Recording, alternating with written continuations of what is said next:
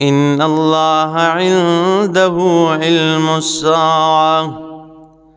وينزل الغيث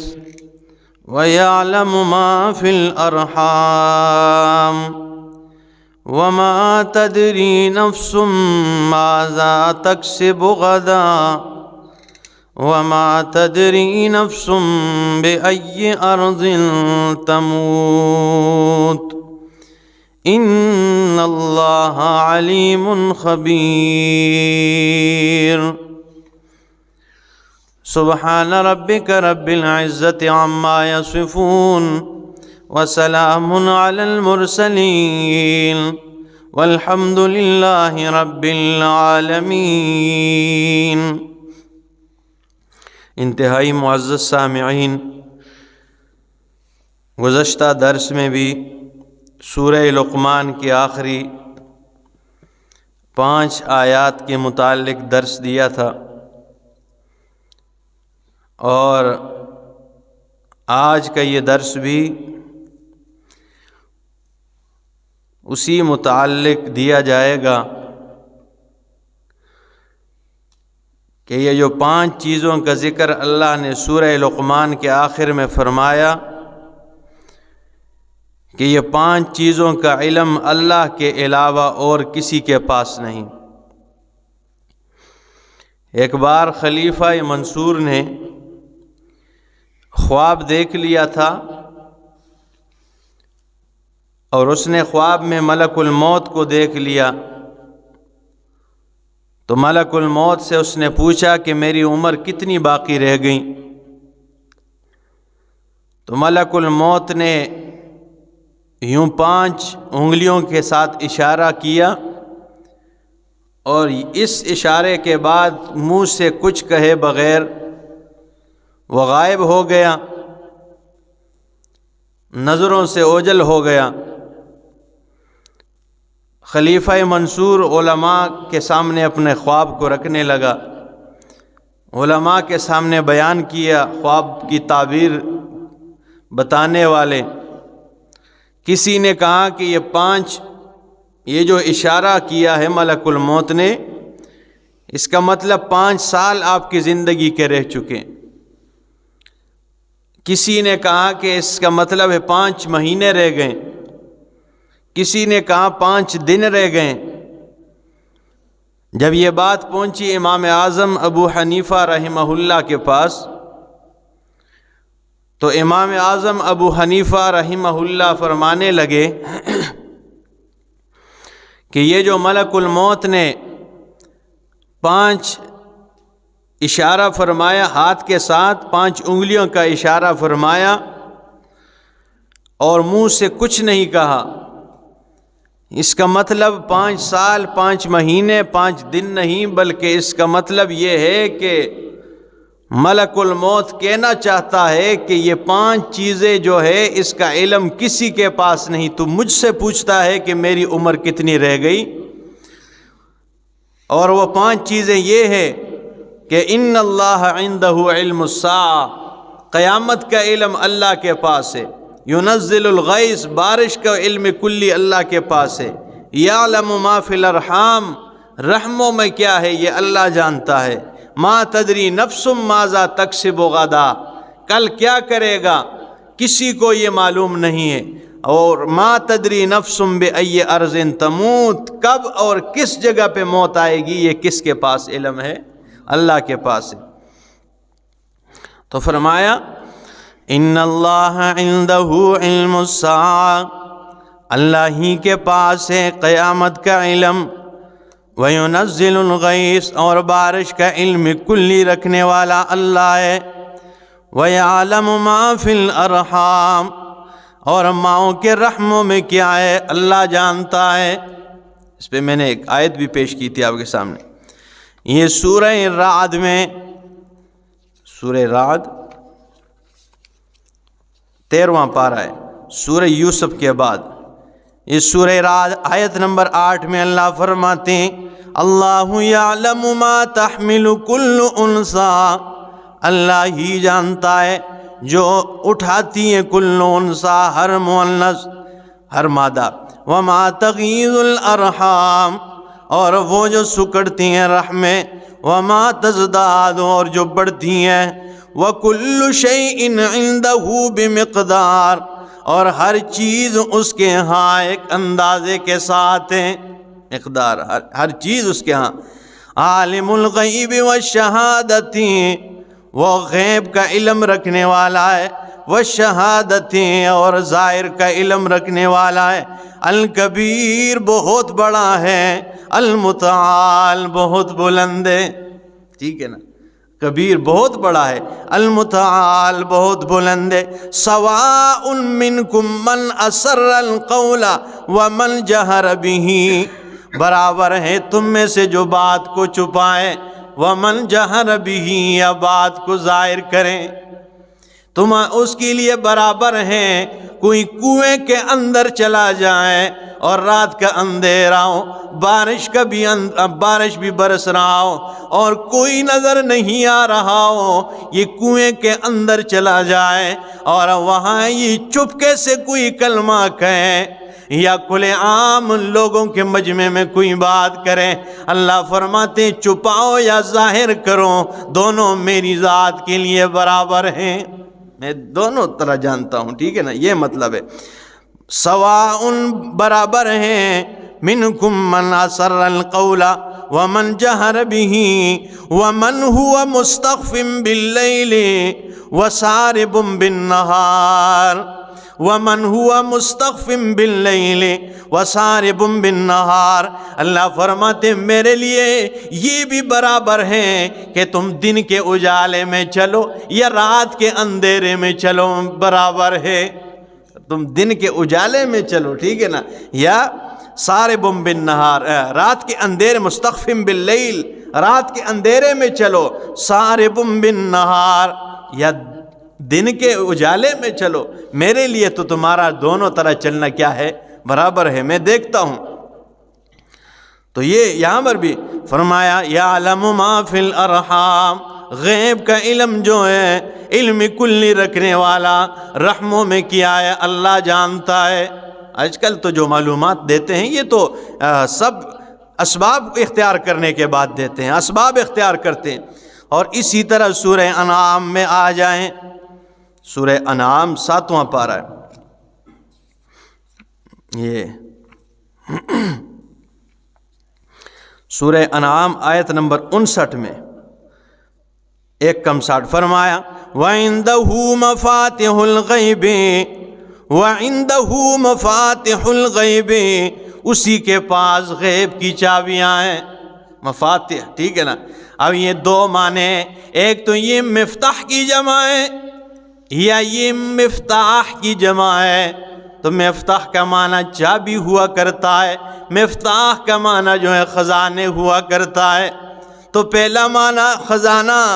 وَعِندَهُ مَفَاتِحُ الْغَيْبِ لَا يَعْلَمُهَا إِلَّا هُوَ، اسی کے پاس غیب کے خزانے، غیب کے جتنے بھی خزانے وہ اسی کے پاس ہے، لا يعلمها الا هو، کوئی نہیں جانتا اسے مگر وہی جانتا ہے، غیب کے سارے خزانے۔ اب یہ قرآنی آیت ہے، ٹھیک ہے نا، پھر نہ کہنا فلاں کو بھی اللہ نے غیب کا علم دیا، پیغمبر کو بھی غیب کا علم، علم غیب اللہ کے علاوہ کوئی نہیں جانتا۔ فرمایا وَعِندَهُ مَفَاتِحُ الْغَيْبِ، اسی کے پاس غیب کے خزانے، لا يعلمها، نہیں جانتا اسے کوئی، الا هو، مگر وہی جانتا ہے، کوئی غیب کے خزانوں کو۔ اور دوسرا معنی اگر یہ چابی مفتاح کی جمع ہو جائے تو فرمایا وَعِندَهُ مَفَاتِحُ الْغَيْبِ، اسی کے پاس ہے غیب کی چابیاں، یعنی غیب کے خزانوں کی چابیاں میرے مالک اللہ رب العالمین کے پاس ہے۔ تو جب غیب کی چابیاں اسی کے پاس ہے، مطلب یہ ہے کہ اللہ رب العالمین بتلانا یہ چاہ رہے ہیں کہ میں غیب کی چابیاں میں نے اپنے پاس رکھی ہے، تو جب میں نے غیب کے خزانوں کی چابیاں اپنے پاس رکھی ہے تو وہ غیب کے خزانوں کا خبر کس کے پاس ہو سکتا ہے؟ جب میں نے چابی اپنے پاس رکھی تو وہ غیب کے خزانے، ہاں وہ اس کا خبر کس کو ہو سکتا ہے؟ اور میرے شیخ فرماتے ہیں، شیخ القرآن امام محمد طاہر پنجپیری رحمہ اللہ، کہ اللہ رب العالمین نے یہ قاعدہ کلیہ بنا دیا ہے کہ غیب کو اللہ رب العالمین نے تالے لگا دیے، غیب کے خزانوں کو تالے لگا دیے، اور وَعِندَهُ مَفَاتِحُ الْغَيْبِ، اسی کے پاس غیب کی چابیاں ہیں۔ اس سے ثابت ہو گیا کہ چابیاں بھی اللہ نے اپنے پاس رکھ دی ہے۔ جب غیب کے خزانوں کی چابیاں مالک نے اپنے پاس رکھی ہیں تو غیب کے خزانوں کا علم کس کے پاس ہو سکتا ہے؟ وہ کس کو؟ غیب کی چابیاں بھی اللہ نے اپنے پاس رکھی، اور چابی کا ذکر بھی نہیں کہ چابیاں، یہ نہیں کہ وہ چھوٹی بڑی چابی اس کے پاس ہے، چھوٹی موٹی کسی اور کا، چابیاں مفاتح سب کے سب غیب کے خزانوں کی چابیاں اللہ نے اپنے پاس رکھی ہے۔ تو فرمایا وَيَعْلَمُ مَا فِي الْأَرْحَامِ، اور صرف یہ نہیں کہ چابیاں اس کے پاس ہے، آگے فرمایا وَيَعْلَمُ مَا فِي الْبَرِّ وَالْبَحْرِ، اور وہ جانتا ہے ما فی البر، جو خشکی میں، والبحر، جو سمندر میں۔ خشکی آپ کو نظر جو آ رہی ہے دنیا میں، آپ اندازہ لگائیں تقریباً 28-29% جو ہے یہ خشکی ہے، اور 71-72% جو ہے یہ سمندر ہے، ٹھیک ہے؟ تو خشکی جتنی بھی ہے 28-29% دنیا میں، اس خشکی کے اوپر جو کچھ آباد ہیں، جو کچھ بھی انسان ہیں، چاہے پرند ہے، چرند ہے، جانور ہے، جو کچھ بھی اس خشکی کے اوپر ذرہ بھی پڑا ہوا ہے، اللہ رب العزت کو اس کے بارے میں بھی کیا ہے؟ علم کلی رکھنے والا ہے۔ اور سمندر 71-72% جو سمندری سطح ہے، اس میں اندر جو جانور ہیں، جو مچھلیاں ہیں، جو کچھ بھی ہے، ان جانوروں کے دلوں کے اندر کیا خواہش ہے، وہ کیا چاہتے ہیں، کیا خوراک ان کو ضرورت ہے، یہ سب علم کلی رکھنے والا کون ہے؟ اللہ رب العزت کی ذات ہے۔ تو فرمایا وَيَعْلَمُ مَا فِي الْبَرِّ وَالْبَحْرِ، اور جانتا ہے وہ ما فی البر، جو خشکی میں، والبحر، جو سمندر میں۔ اور صرف یہ نہیں، تھوڑی تفصیل آگے بھی فرماتے ہیں، فرمایا وَمَا تَسْقُطُ مِنْ وَرَقَةٍ إِلَّا يَعْلَمُهَا، اور وَمَا تَسْقُطُ مِنْ وَرَقَةٍ، نہیں گرتا ہے ایک پتا بھی نہیں گرتا، إِلَّا يَعْلَمُهَا، مگر وہی جانتا ہے، یعنی کسی درخت سے ایک پتا بھی نہیں گرتا ہے مگر وہ اس کے علم میں۔ زمین پہ جتنے بھی آپ کو درخت نظر آ رہے ہیں، ایک پتا گرنے سے پہلے اسے معلوم ہوتا ہے اس پتے نے نیچے گرنا ہے، اور یہ پتا کس ہوا کے جھونکے سے جا کر گرے گا، یہ کتنی پلٹیاں کھا کے زمین تک پہنچے گا، یہ کس کے پاؤں کے نیچے روند کے چلا جائے گا، یا یہ پتا کس جانور کا خوراک بن جائے گا، یہ پتا پانی میں جائے گا یا خشکی پہ ہی ٹھہرے گا، یہ سارا علمی کلی رکھنے والا میرا اللہ ہے۔ جی یہ قرآن کی آیت ہے، ما تسقط من ورقۃ وما تسقط من ورقۃ الا یعلمها، اور کوئی پتا نہیں گرتا مگر وہ جانتا ہے۔ اللہ تو کب سے جانتا ہے؟ ابھی سے یا پہلے سے؟ بخاری و مسلم کی روایت ہے، اللہ کے پاک پیغمبر صلی اللہ تعالی علیہ وسلم فرماتے ہیں کہ اللہ نے ان اللہ کتب مقادیر الخلق قبل ان يخلق السماوات والارض ب50,000 سنہ، اللہ رب العالمین نے تمام مخلوقات کی تقدیر لکھ دی ہے قبل ان يخلق السماوات والارض، زمین و آسمان پیدا کرنے سے پہلے، یعنی یہ درخت ابھی پیدا نہیں ہوا تھا، یہ پتا پیدا نہیں ہوا تھا، یہ زمین بھی پیدا نہیں ہوئی تھی، یہ آسمان بھی ابھی پیدا نہیں تھا۔ آسمان و زمین کی پیدائش سے 50,000 سال پہلے میرے مالک کو معلوم تھا کہ 50,000 سال کے بعد گورسیاں کے ایک مکان میں ایک درخت پیدا ہوگا، ایک درخت کو اگاؤں گا، اس سے یہ پتا گر جائے گا، اس پتے کو کس جانور نے کھانا ہے، اس پتے نے کتنی پلٹیاں کھا کے زمین تک پہنچنا ہے، 50,000 سال پہلے میرے مالک کو علم تھا۔ یہ دیکھیں یہ حدیث ہے نا، اور بالکل قرآن کے ساتھ حدیث فٹ ہوتی ہے۔ دیکھیں آگے فرمایا ولا حبۃ فی ظلمات، نہ ایک دانہ اندھیروں میں۔ اے زمیندار تو مونگ پھلی کا دانہ پھینک دیتا ہے، اوپر ٹریکٹر بھی چلا دیتا ہے، میڑا کہتے ہیں آپ نا، وہ بھی مار دیتا ہے،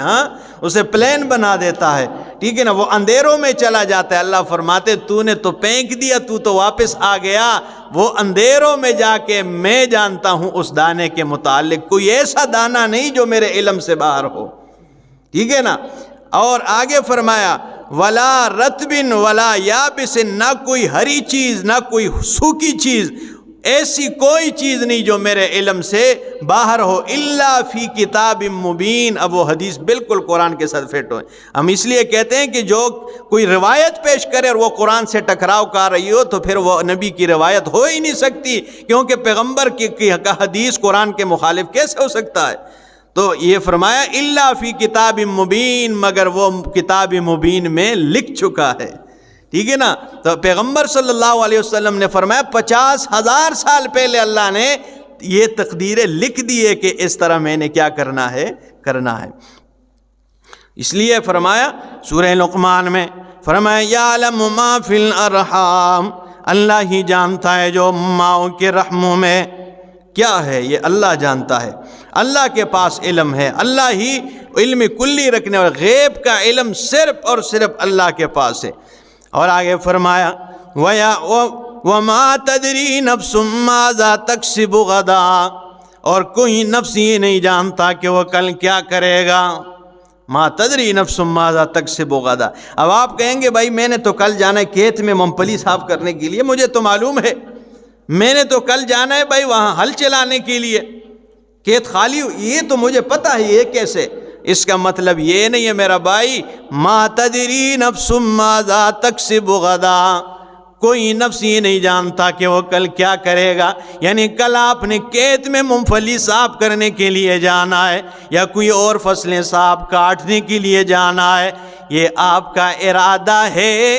لیکن مالک جانتا ہے تو نے کل کرنا کیا ہے۔ کئی لوگ ایسے ہوتے ہیں جو ارادہ کر لیتے ہیں، لباس پہن لیتے ہیں دفتر میں جانے کے لیے، اور جب نکلتے ہیں گھر سے دفتر جانے کے لیے راستے ہی میں ان کی موت واقع ہو جاتی ہے